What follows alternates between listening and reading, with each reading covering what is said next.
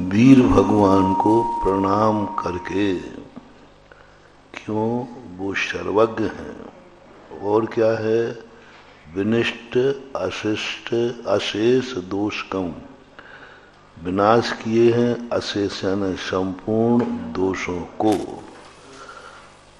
यानी वीर भगवान को नमस्कार क्यों कर रहे हैं, क्योंकि वो सर्वज्ञ हैं और विनष्ट अशेष दोष कम, संपूर्ण दोषों को विनाश किया है, इसलिए उनको कातंत्र क्यों, पर्पस क्या है आपका, कातंत्र रूप मालेयम, कातंत्र रूप माला यम, यह जो कातंत्र रूप माला है, बाल बोधाय कथ्यते, बाल बोधों के लिए कहते हैं। वीर भगवान को नमस्कार करके इस यह यम कातंत्र रूप माला हम बाल बोधाय कथ्यते, यानी बाल बोधों के लिए, क्योंकि कातंत्र का तो बहुत बड़ा रूप है और यह हम बाल बोधन प्रारंभ को करते हैं। इस प्रकार से जो सर्ववर्म कृत है व्याकरण जो है, उनके जो भावसेन आचार्य हैं, त्रिविद्य कृता टीका, जिनको त्रिविद्य की उपाधि थी, ऐसे भावसेन आचार्य महाराज थे। त्रिविद्या ने बोलते हैं जिनको समस्त प्रकार की विद्याओं का ज्ञान था, यानी यह लोग परलोक और अतीत इन विद्याओं के ज्ञाता रहे हैं। इस प्रकार से त्रिविद्य कृता टीका, भावसेन आचार्य की त्रैविद्य क्या है, उपाधि है। कातंत्र किसे बोलते हैं, कातंत्र यानी का तंत्र, का यानी छोटा सा तंत्र, ईशत, तंत्र यानी विद्या, कातंत्र यानी छोटी विद्या, कुत्सित विद्या। कातंत्र का अर्थ होता है ईशद अर्थ में, छोटे से विद्या को यहाँ रूप के रूप में कहते हैं। कातंत्र रूप माला, छोटी विद्या को, छोटे व्याकरण को यहाँ पर कहते हैं। कातंत्र का अर्थ होता है छोटा रूप, और माला यानी छोटे छोटे रूपों में कहेंगे। छोटे छोटे रूपों की माला, श्रृंखला को हम कहते हैं। नमस्तस्यै सरस्वत्यै विमल ज्ञान मूर्तये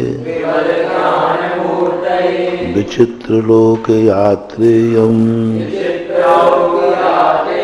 यत् प्रसादात् प्रवर्तते। कातंत्र रूप माला की रचना ये आचार्य 13वीं शताब्दी के हैं, यानी 13वीं शताब्दी में, आज से लगभग 700 साल पहले यह कातंत्र रूप माला की रचना हुई थी।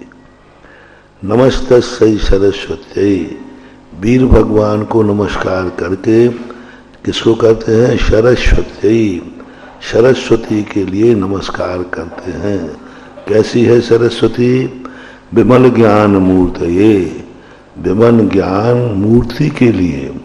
सरस्वती का दूसरा नाम क्या दे रहे हैं, विमल ज्ञान मूर्ति के लिए, मूर्तये। विचित्र आलोक यात्रेयम, क्यों कर रहे हो नमस्कार सरस्वती के लिए, ये आलोक यानी पूरा लोक विचित्र है, विचित्र यानी रहस्यमयी है।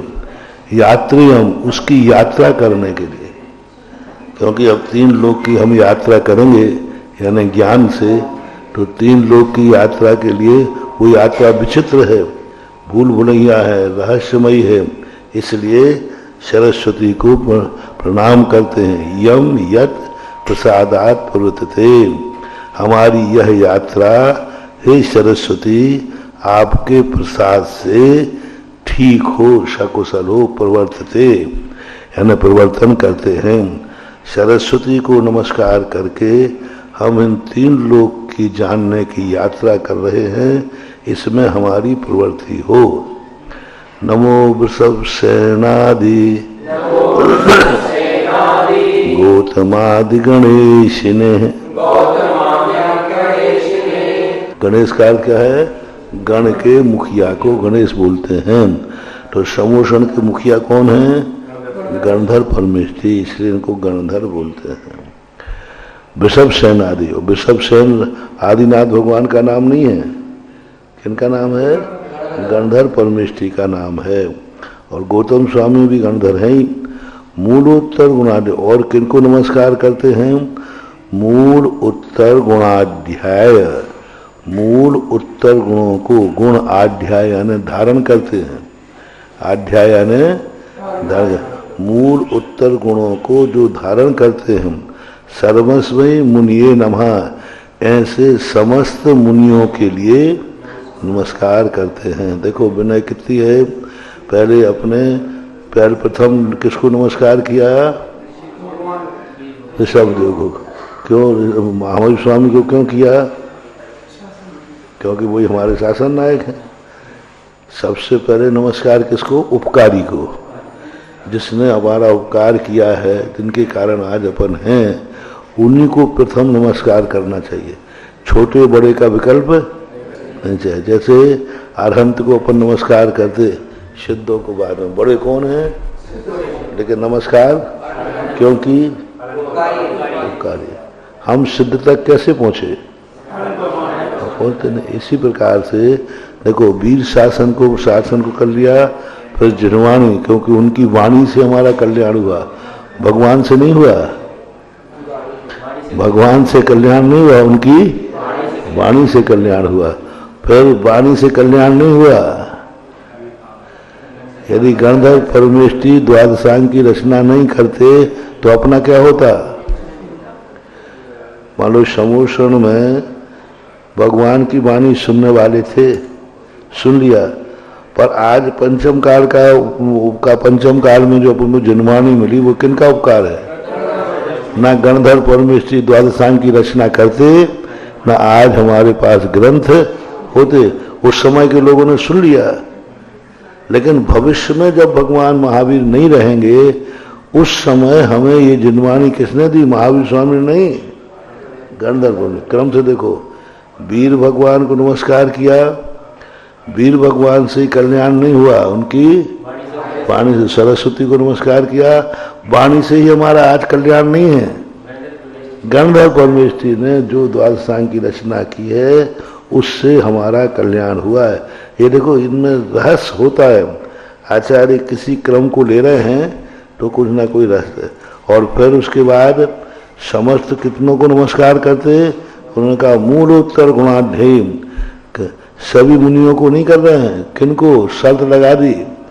मूल और उत्तर गुणों को जो धारण करने वाले हैं। हाँ, ऐसे नहीं कि मूल और उत्तर पाले नहीं और फिर भी महाराज नमस्कार कर रहे हैं। मूल उत्तर गुणों को जो धारण करते हैं, सर्वस्मय मुनिये नमः, ऐसे मुनियों के लिए। गुरु भक्त्या वयम शार्धम दीप द्वितीय वर्तिनः वंदामहे त्रिसंख्योन नवकोटि मुनीश्वरान। और क्या कहते हैं? गुरु भक्त्या, गुरु भक्ति के द्वारा, वयम यानी हम सब, शार्धम, शार्ध दीप, शार्धम नहीं है, इकट्ठा है वो, शार्ध दीप द्वितीय वर्तनम, शार्ध दीप द्वितीय यानी 2 और आधा, कितना हो गया? 2.5 दीप। वर्तिना, वर्तन करते हैं, विहार करते हैं। बंदा महे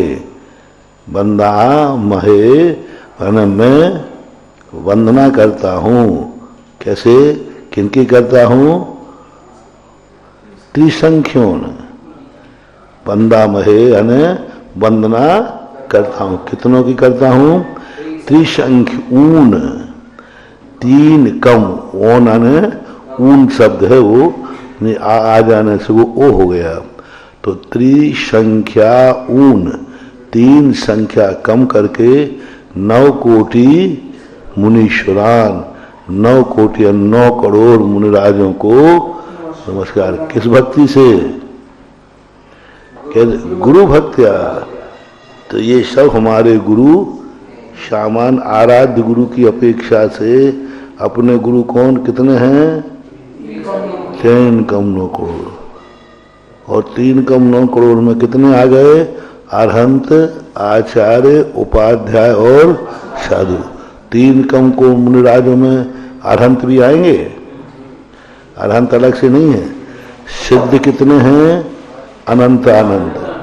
और अरहंत, आचार्य, उपाध्याय, साधु ये सब 3 कम 9 करोड़ मुनिराजों में हैं। अरहंत भगवान भी किसमें हैं?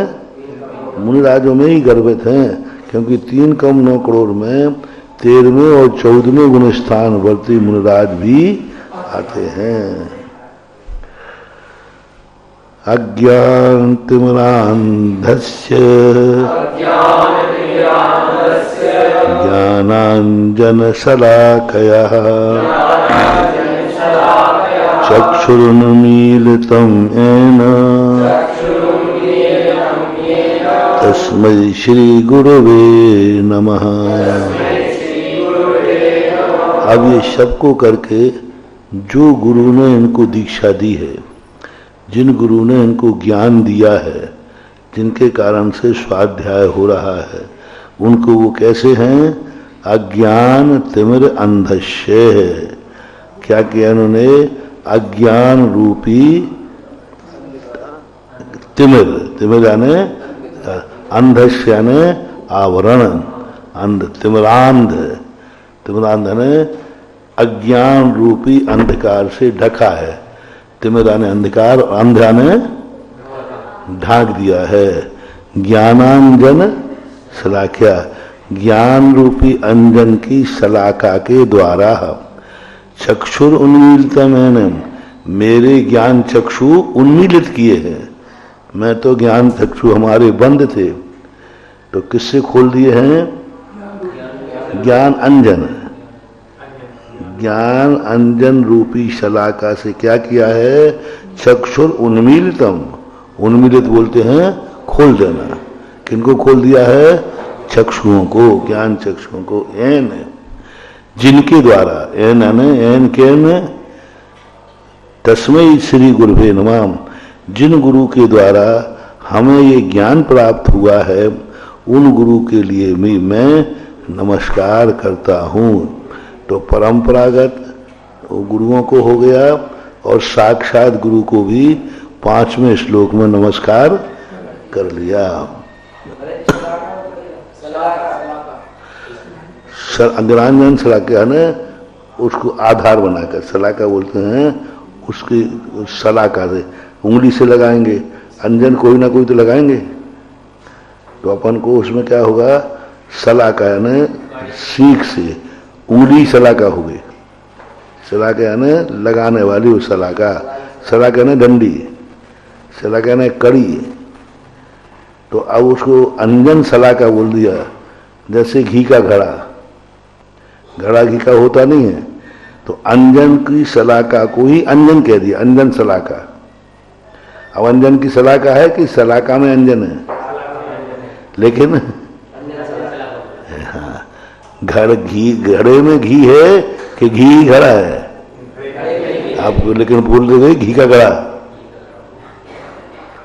इसी प्रकार अंजन की शलाका, किसकी शलाका? अंजन की शलाका।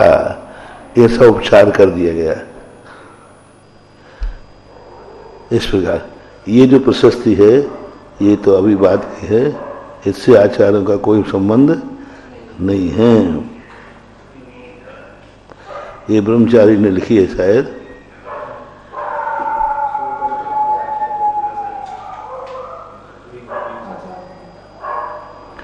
पढ़ना हो तो। आचार्य हम सर्ववर्माणाम शब्द विद्या महोदधिम वंदे हम भवतो नित्यम मूल ग्रंथ विधायकम। ये प्रदीप पीयूष ने लिखी है।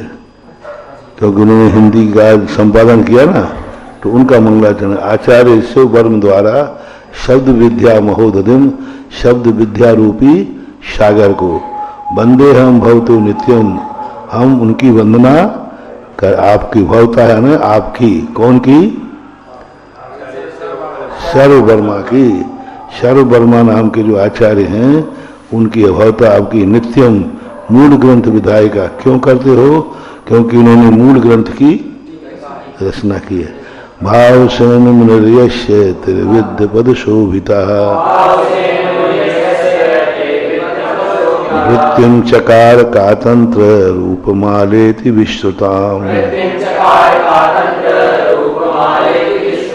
शिव वर्मा का अर्थ है, ये जो भावसेन आचार्य ने लिखी ना, ये शिव वर्मा ने जो पहले ग्रंथ लिखा था कलाप, सर्ववर्म कलाप, जो कलाप व्याकरण है उसमें से इसको लिया गया है। भावसेन मुनि है, त्रिविद्य पद शोभिता, त्रिविद्य नाम की पद से शोभित है।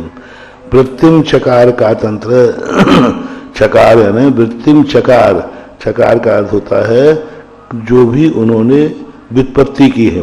कातंत्र रूप मालिम विश्रुताम, कातंत्र रूप माला के रूप में विश्रुताम, विश्रुताम को कहा है। एताम अधीत्य विद्वांसो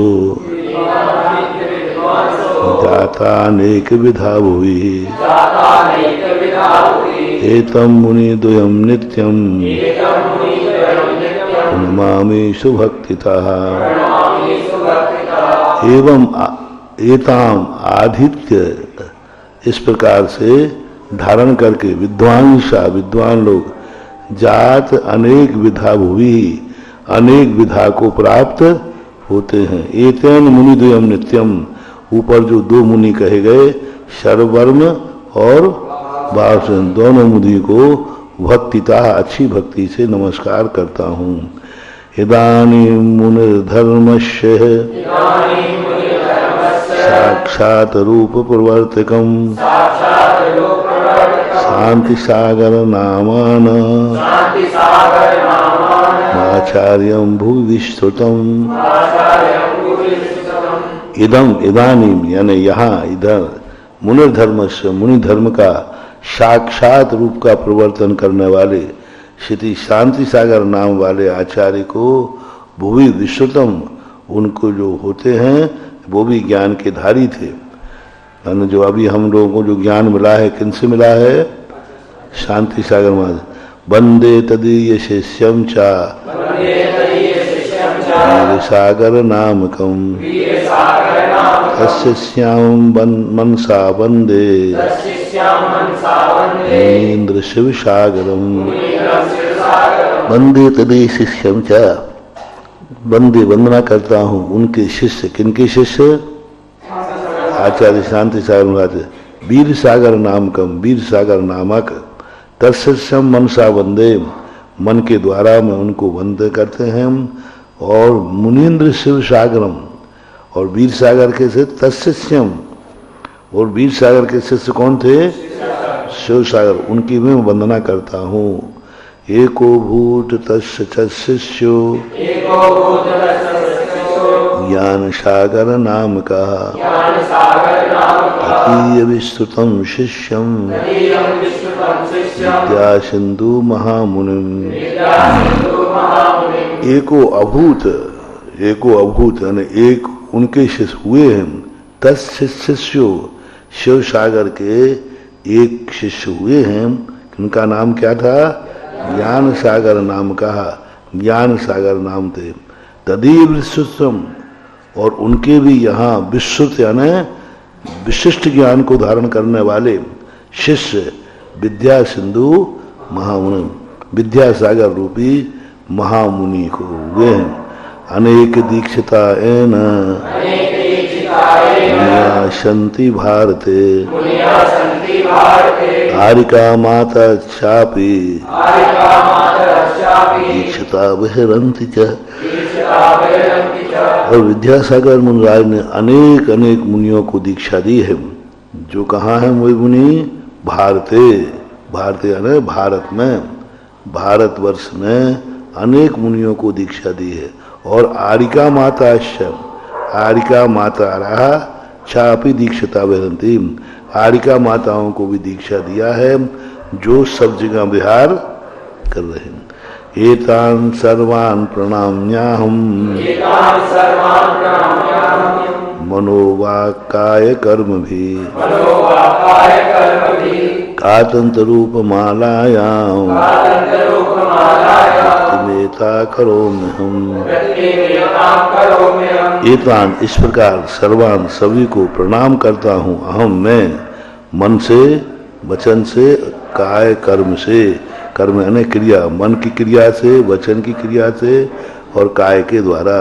कातंत्र रूप मालायाम, कातंत्र रूप माला की वृत्ति काम करो हम, उसकी जो वृत्ति है, हिंदी टीका है, वो करते हैं।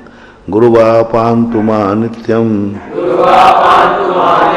शब्द विद्या प्रदायकः येषां प्रसादनो नूनम् इति धियं विराजितः। गुरुवापान्तुनो, गुरु के पार पद को, माम नित्यम शब्द विद्या प्रदायका, उनको नित्य प्रणाम करता हूँ जिन्होंने शब्द विद्या रूपी मुझे प्रदान की है। येषां प्रसाद नूनम, उनके प्रसाद से ही कृति रियम यम विराजिता, यह कृति आप लोगों के सामने सुशोभित है। विराजिता यानी शोभिता, यानी यह कृति गुरुओं ने जो हमें ज्ञान दिया है उन्हीं की शब्द विद्या के कारण से यह कृति आज सबके सामने विराजित है, उपस्थित है। जिन चंद्रम नमस्कृत्य जिन चंद्रेण धीमतः नेन्द्रम मनसि ध्यात्वा पंचसंधि विरच्यते है।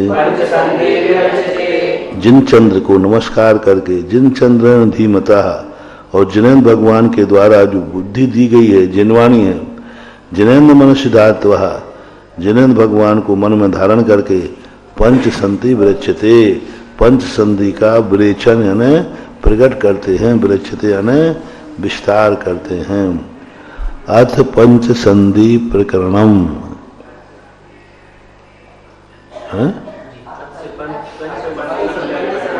अथ संज्ञा संधि।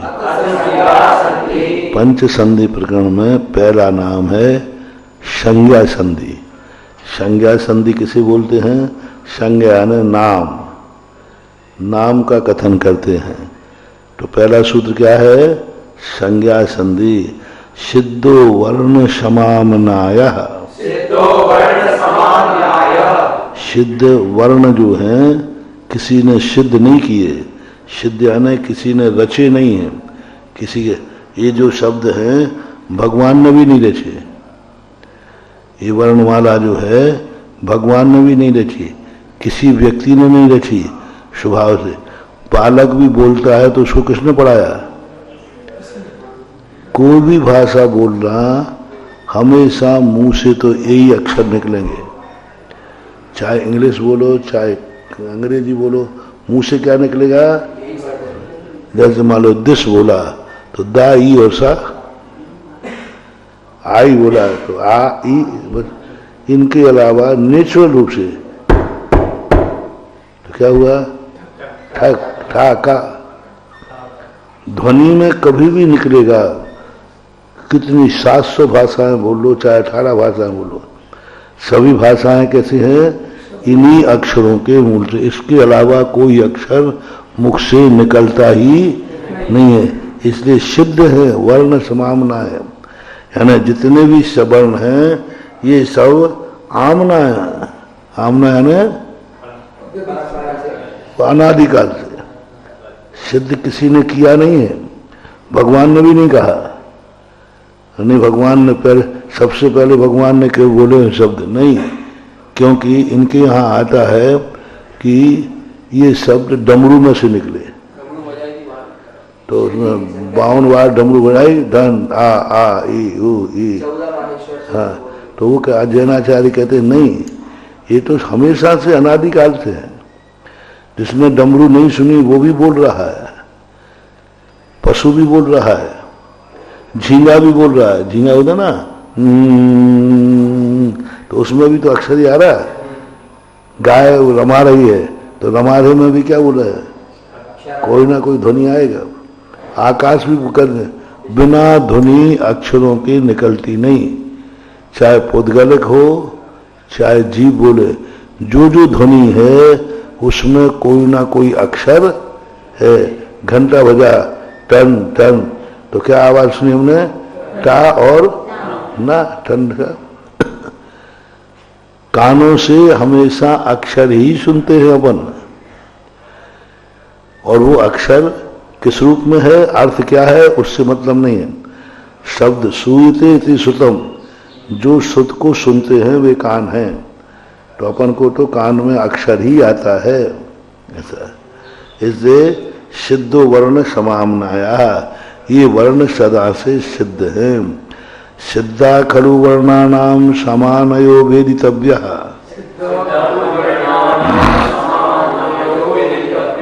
खलु यानी नियम से सिद्ध हैं वर्णों की समाननाय वेदितव्या, समीचीन रूप से आमना जानना चाहिए।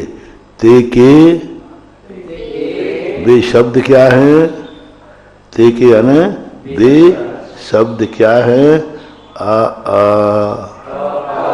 ई ई उ ऊ रि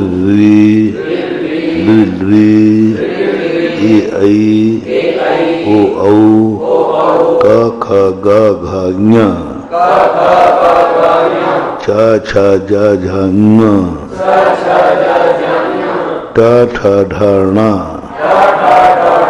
थ थ द ध न फ फ व भ म य र ल व श सा ह इति। ये कितने अक्षर हो गए, 49 अक्षर। 49 ही अक्षर होते हैं, 52 अक्षर नहीं होते। छत्रज्ञ इसमें नहीं है क्योंकि वो मिला हुआ है। इस प्रकार से माना। कितने हुए,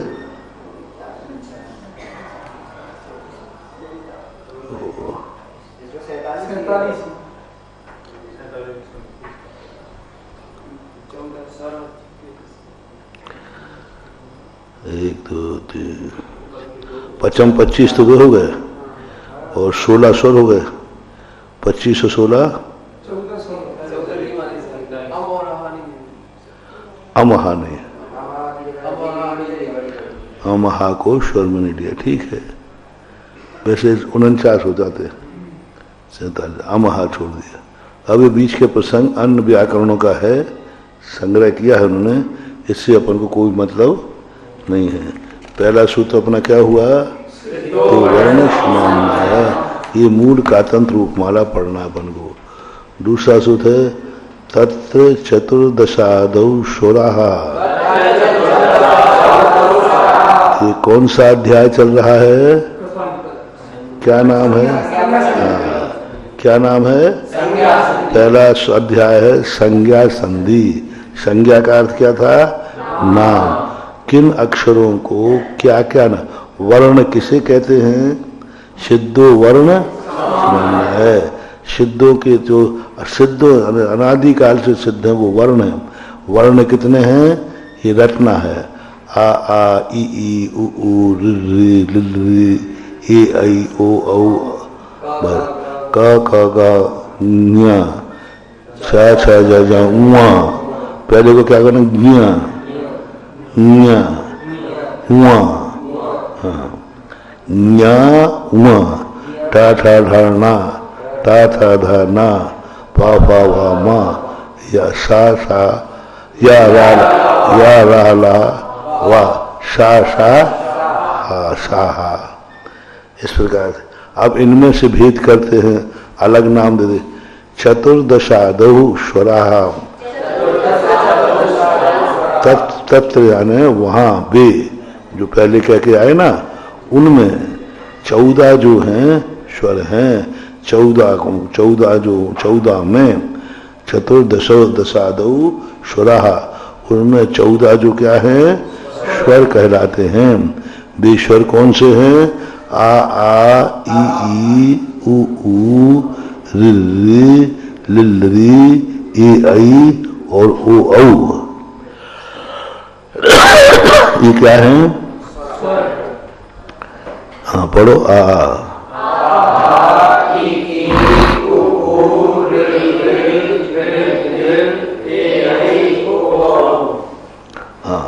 वैसे आहा भी जोड़ लेना चाहिए, क्योंकि उसको में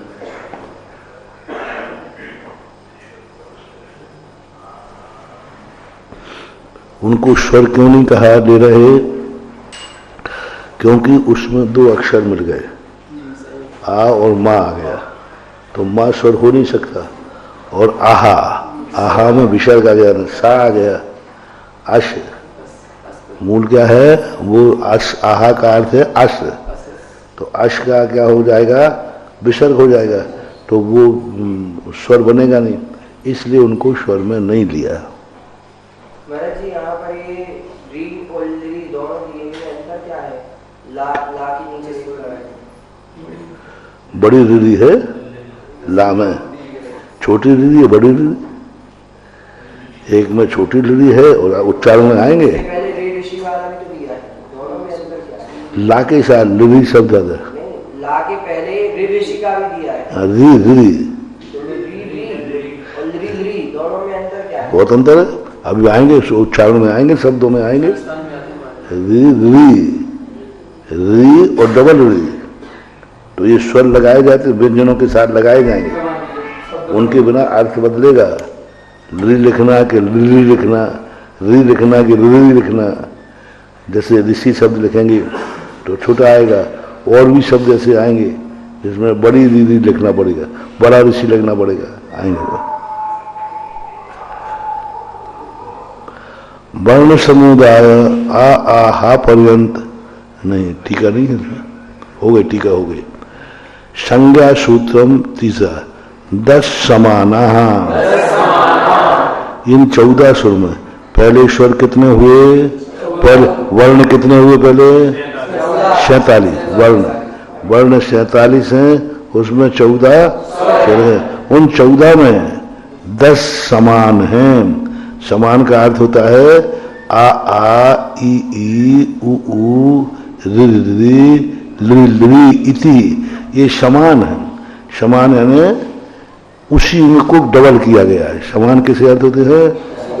ई डबल ई, आ डबल आ, उ डबल उ, री डबल री डबल री। तो उसी अक्षर को जब डबल कर देते हैं तो उसकी क्या संज्ञा है? समान। ये संज्ञाएं याद रखना पड़ेंगी, आगे बस संज्ञा कहेंगे। 10 समान स्वरों में से यहाँ ऐसा कहेंगे, समान सवर्ण दीर्घ होती। हाँ, समान सवर्ण, समान का समान आ जाने पर उसका डबल हो जाता है। अब तुम कहो समान क्या है? ये समान सवर्णों, समान वर्ण आने पर वह दीर्घ संज्ञा को प्राप्त हो जाता है।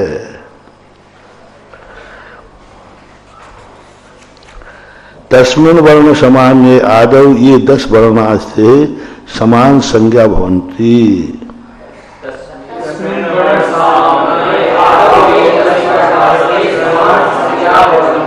उन 14 स्वरों में, तस्मिन् उनमें, वर्ण समान ये आदौ, वर्ण समान में से आदि के 10 जो हैं समान संज्ञा होती है, वो इन्होंने कह दिया।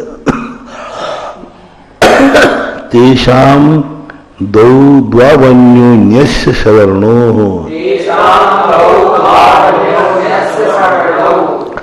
अब तेषाम उनके, उनमें नहीं, पहले तो क्या कहा था?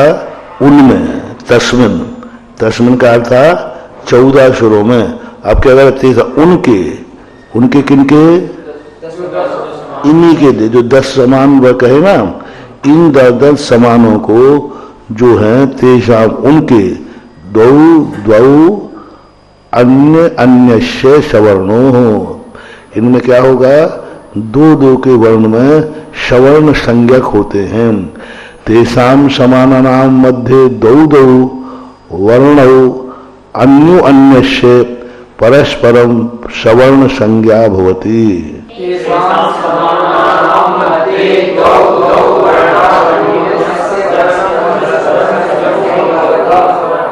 अब देखो वहां पर अलग अलग किया था, आ अलग है, आ अलग है। अब सवर्ण संज्ञा, सवर्ण संज्ञा आ ई उ रि रि, ये क्या हो गया? सवर्ण संज्ञा। समान संज्ञा और सवर्ण संज्ञा। सवर्ण यानी वही ही वर्ण है, कोई नया वर्ण नहीं है। समान यानी दो को बराबर रख के बनाया गया है, दोनों को अलग किया लेकिन दोनों का समानता है। और दोनों सवर्ण यानी दोनों का वही ही वर्ण है, भिन्न वर्ण नहीं है। फिर आगे चौथे 5वां सूत्र कहाँ है? हाँ 5वां सूत्र, ऋकार लिकारौच, ऋकार लिकारौच परस्पर समर्ण संज्ञाओ भवति। अब देखो बहुत अच्छा प्रसंग है ये। अभी तो आ और आ कौन सा संज्ञा है? सवर्ण संज्ञा है। ई उ रि रि सवर्ण। लेकिन अब री और ली इनमें क्या है? ये भी सवर्ण संज्ञा है। ऋकार और लिकार, ऋकार और ऋकार, अभी विपरीत है कि नहीं? उसमें री है, इसमें ला है, पर फिर सवर्ण कैसे हो गया? क्योंकि दोनों में री लगा हुआ है, ऋकार में भी ली रहा है और लिकार में भी। तो अभी ध्यान रखना है, ऋकार अपन लोग क्या कहेंगे? समान संज्ञा है। तो समान संज्ञा क्या है? रि रि, ये सवर्ण संज्ञा है। पर एक अपवाद दे दिया 5वें सूत्र में कि ऋकार और लिकार भी समान संज्ञा है। ऋकार और ऋकार ये दो भी, अब ये याद रखने लायक है क्योंकि इसमें विपरीत आ रहा है कि नहीं? वहां क्या था? रि, ये समान संज्ञा है। लिल्ली समान संज्ञा, सवर्ण संज्ञा है। ये तो समझ में आ रहा है कि नहीं? लिल्ली क्या है? लेकिन रि और ली ये भी सवर्ण संज्ञा है। ये विशेषता ध्यान रखना है। कभी पूछा जाएगा क्या ऋकार और लिकार ये भिन्न है या सवर्ण है? सवर्ण है। ये विशेषता कहला दी, इसलिए चा शब्द लगा दिया। चा क्यों लगाना पड़ा? क्योंकि वो तो सवर्ण सबको समझ में आ रहे हैं। रि सवर्ण है, लेकिन रि और लि ये भी सवर्ण संज्ञा है। ऐसा नहीं, छोटे वाले हैं, बड़ी की मात्रा वाले छोटा छोटा। ऋकार और लिकार सवर्ण संज्ञा होती है। इन दो को, बड़ों को, बड़े को नहीं लिया।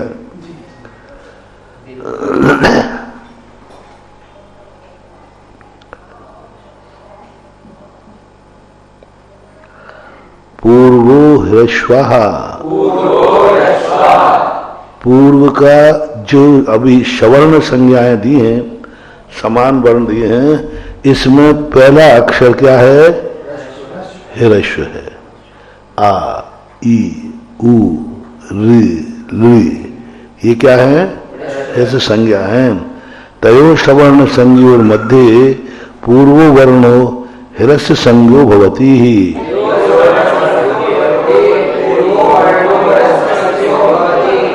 जिनमें सवर्ण संज्ञा जो कही गई थी 14 सुरों की, उनमें से पूर्व का स्वर ह्रस्व संज्ञा को प्राप्त है। ये भी याद रखने लायक है। परो दीर्घा, और उत्तर में जो है आ ई उ ली, ये क्या है?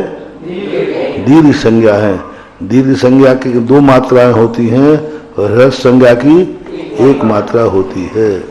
ऐसा स्वरो वर्ण वर्जो नामी, स्वरो वर्ण वर्जो नामी, स्वरों में भी। अब देखो कठिन होता जा रहा विषय। हाँ अभी सरल चल रहा था, अब करना। स्वर कितने हुए? 14। स्वर कितने हुए? 14। 14 में भी क्या छोड़ना है? अवर्ण। आवरण, आवरण कितने हैं? 2। तो अवर्ण, अवर्ण वर्जो नामी, आवरण को छोड़ करके शेष स्वरों की संख्या क्या है? नामी संज्ञा है। अब स्वरों के कितने नाम हो गए? एक तो हो गया स्वर, इन्हें स्वर कहते हैं। दूसरा समान, तीसरा है स्वर। स्वर, समान, सवर्ण और नामी। नामी किसे बोलेंगे? आवरण को छोड़ करके शेष को नामी बोलते हैं। क्योंकि अध्याय कौन सा है? संज्ञा है ना, नाम। किसको क्या कहते हैं? तो अब आगे मिलेगा नामी, बस इतना कहेंगे। अब नामी तुम्हें याद होगा तो लगा लोगे, नहीं तो आगे पाठ पीछे सवाल, क्योंकि आगे तो संकेत कर देंगे यहाँ नामी आया है। अब नामी तुम्हें क्या है? तो उन्होंने पहले कह के आए आवरण को छोड़ करके शेष स्वर, स्वर ही होंगे, व्यंजन नहीं। स्वर को नामी कहते हैं। पर आवरण नहीं देना। आवर्ण वर्जा स्वरो नामी संज्ञो भवती। ई उ ऊ रि रि ए ऐ और ओ औ। वर्ण ग्रहण में सवर्ण ग्रहणम। देखो एक और नया शब्द बहुत अच्छा दिया, वर्ण ग्रहण में सवर्ण ग्रहणम। यदि कहीं वर्ण का ग्रहण हो तो सभी वर्ण ग्रहण कर लेना। वर्ण कितने होते हैं? 47। बार बार याद रखो, वर्ण कितने होते हैं? वर्ण ग्रहणम सवर्ण ग्रहणम है ना। वर्ण ग्रहण करने आए तो स्वर और व्यंजन सभी को ग्रहण करना चाहिए। वर्ण ग्रहण में सवर्ण ग्रहणम, ये सूत्र रखना है। वर्ण ग्रहण में वर्ण के ग्रहण होने पर सभी वर्ण, सभी यानी स्वर और व्यंजन है। कार ग्रहण में केवल ग्रहणम। और कार बोले ककार, खकार, चकार, पकार। तो कार जहां लगाया जाए वहां क्या लगना? एक। कार ग्रहणम, कार ग्रहण में केवल ग्रहणम। वर्ग आ गया वो तो, कवर्ग चवर्ग वो वर्ग आएगा।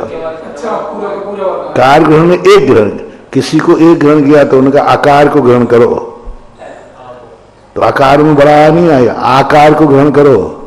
इकार, ईकार, उकार, उकार, ऋकार, ऋकार, लिकार, लीकार, ऐकार, औकार। तो ये है। तो कार ग्रहण में, वर्ण ग्रहण में बोलो, वर्ण ग्रहण में, कार ग्रहण में केवल, केवल है ना एक अक्षर। अब ये संज्ञा दे दी, अब आगे कार शब्द कह देने के लिए तो कार ग्रहण केवल, कार के अर्थात एक अक्षर को ग्रहण करना चाहिए। एकारादीनि संध्यक्षराणि। अब कार कह दिया था, अब एकार। अब कार ग्रहणम केवल ग्रहणम, तो कार ग्रहणम में कहां तक आएगा? लिकार तक। आकार, आकार, इकार, उकार, ऋकार, ऋकार। अब एकार नहीं, एक क्या एकार थोड़ी, एकार अलग है। एकार ग्रहणम, एकार आदि संध्यक्षराणि। एकार, एकार, ऐकार, ओकार और औकार, ये क्या है? संध्यक्षर है। संध्यक्षर यानी दो स्वरों को मिला करके बनाए गए, अकेला नहीं, संधि अक्षर कहलाते। तो संधि अक्षर क्या हो गए? दो अक्षरों को मिला करके। इनका संज्ञा क्या है? इन चार की संज्ञा क्या है? एकार। अलग अलग है, एकार, ऐकार, ओकार, औकार। इन चारों का नाम ही अलग अलग है। एकार आदि नहीं कर दिया उन्होंने। अपना जैसा उनका नाम है वैसे ही उनका पहचान है। कार है ना, एकार ओकार। तो ये कैसे हैं, कौन से अक्षर हैं ये? संध्य अक्षर हैं। और संध्य अक्षर एकारादीश्वर नामानि संध्यक्षर संज्ञानी भवन्ति। एकारादि के ये संगी है। नित्यम संध्यक्षराणि दीर्घाणि, हमेशा संध्यक्षर क्या होते हैं? दीर्घ ही होते हैं। और संध्यक्षर क्यों कहा? ई और ई भी तो संध्याक्षर है। ई डबल ई, ऊ डबल ऊ, तो वही तो संध्याक्षर हुए। समान है ना, हाँ, वो समान है, वो समान संज्ञा है उनको प्राप्त। इसलिए उनका नाम क्या दिया था? सवर्ण संज्ञा। सवर्ण संज्ञा दी थी ना। और फिर अब ये क्या है? ये विषम से बन रहा है। ई और आ मिलकर के ये बना। क्या बना? सामने के आ गया था आ, और फिर आगे क्या आ गया? ई। तो ई आई, ये आई बन गया। और बड़ी आ गई तो आई बन गया। ऐसा इसी प्रकार ऊ और क्या आ गया? आ। ऊ आ जाने से ओ बन गया। बड़ा ऊ आ जाने से औ बन गया। हाँ, तो भिन्न अक्षरों से संधि अक्षर के संधि अपनों से होती है कि परायों से? परायों से। अपने से क्या संधि करना? जब व्यक्ति पराया हो जाए, लड़ाई हो जाए, तब संधि होती है। संधि विपरीत में होती है। इसलिए यहां संधि अक्षर क्यों कहा? क्योंकि यह विपरीत अक्षर से मिलकर के स्वयं का निर्माण कर रहा है। जैसे आ ई मिलकर के, आ और ई दोनों भिन्न है कि नहीं? भिन्न है। और फिर भी एक नया अक्षर बना रहे। ऊ और आ भिन्न है कि नहीं? फिर भी नया अक्षर बना रहे हैं। ऐसा इसलिए नित्यम संदक्षिणानि दीर्घाणी। अब देखो, प्रथम 14 सुरों के पूर्व के अक्षर कौन से हैं? संज्ञा क्या है? पूर्व के जितने स्वर हैं उनमें पूर्व स्वर की संज्ञा क्या है? बाद की संज्ञा क्या है? दीर्घ। सबकी संज्ञा क्या है? सवर्ण। सबकी संज्ञा क्या है?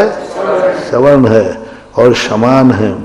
कार्य ग्रहण में, वर्ण ग्रहण में, हाँ ये सूत्र रखना ना। सरल वर्ण ग्रहण में, कार्य ग्रहण में, ऐसा ठीक है। आज 10 सूत्र हैं। सूत्र सरल है, इसलिए संख्या के ध्यान नहीं रखना कि 10 सूत्र पढ़ा दिए, आगे जाकर कहो एक ही सूत्र हो पाया। पर ये रटना है, याद करना है। सारे के सारे याद किए बिना कातंत्र उपमाला नहीं पढ़ पाओगे, क्योंकि इसमें पूर्व का याद किए बिना आगे बढ़ ही नहीं सकते। रत्नाथ साहब का चार नियम कि देशावकाश भूल गए तो अनर्थ दंड तो चल जाएगा। अनर्थ दंड भी जब समझ में आएगा, जब आगे का सूत्र जब समझ में आएगा, जब पहले के सूत्र याद होंगे। इसलिए 10 सूत्र कल याद रखना। सुनूंगा, सुन भी सकता हूँ। बोधि समाधि परिणाम शुद्धि आत्मोपलब्धि शिव शौक्य सिद्धि संतान